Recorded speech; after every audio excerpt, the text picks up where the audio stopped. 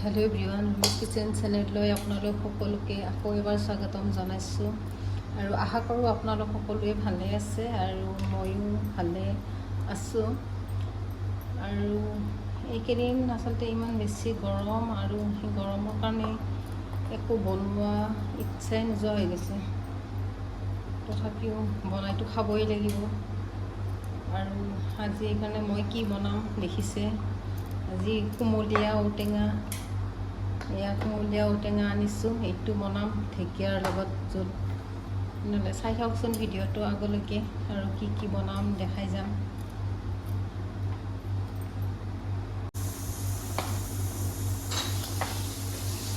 কুমলীয়া ঔটেঙাটো কাটি লৈছোঁ। কুমলীয়া ঔটেঙা আচলতে খাই খুব ভাল লাগে আৰু মাছৰ লগতো খাই ভাল লাগে। আজি মই মাছ আৰু ঢেকীয়াৰ লগত জোল বনাম আৰু এনেই ভাজি খায়ো ভাল লাগে। কুমলীয়া ঔটেঙাটো অকণমান সৰিয়হ ফুটাই দি ভাজি খাই খুব ভাল লাগে। ধুনীয়া কুমলীয়া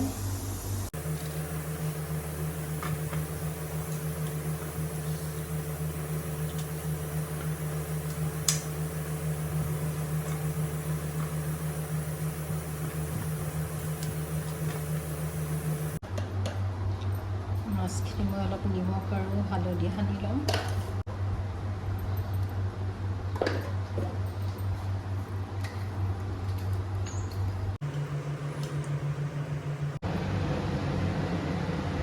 অলপ তেল দি দিছোঁ।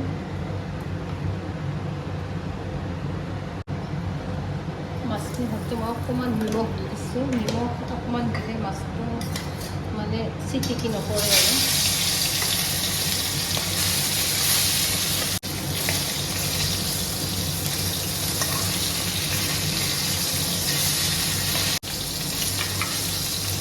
মোৰ মাছটো ভজা হৈ গ'ল।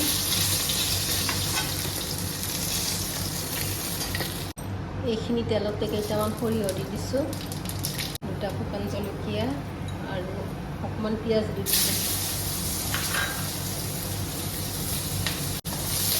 পিঁয়াজটো আপোনালোকে দিলে দিবও পাৰে, নিদিলেও নাই, মই অলপ দি দিছোঁ।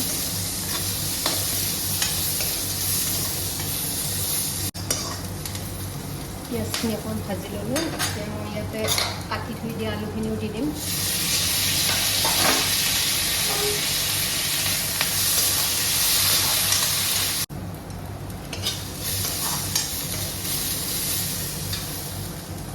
এতিয়া মই কাটি থৈ দিয়া ঢেকীয়াখিনি দি দিছোঁ। ঢেকীয়াখিনি অকণমান ভাজি লওঁ।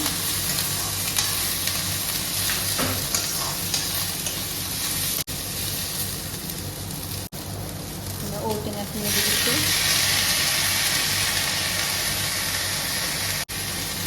খুব ভালকৈ এবাৰ ভাজি ল'ম আৰু ইয়াতে নিমখ হালধি দি দিম আৰু একেলগে।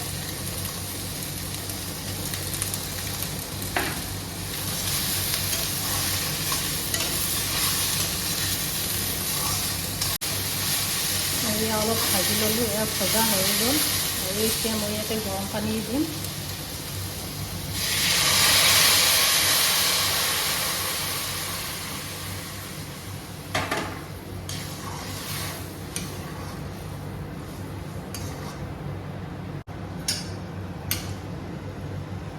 এতিয়া মই ভাজি থৈ দিয়া মাছখিনিও দি দিছোঁ।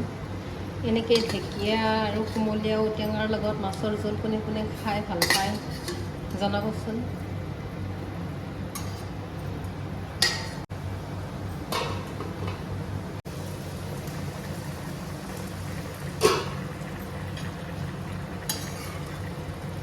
ইমান ধুনীয়া হৈছে আৰু গোন্ধটো যে ইমান ধুনীয়া ওলাইছে। কুমলীয়া ঔটেঙাৰ গোন্ধটো খুব ধুনীয়াকৈ ওলাইছে। আৰু মোৰ ভিডিঅ'টো চাই ভাল লাগিলে লাইক আৰু শ্বেয়াৰ কৰি দিব। আৰু আগলৈও আপোনালোকে এনেকুৱা ধুনীয়া ধুনীয়া ৰেচিপি লৈ আহি থাকিম।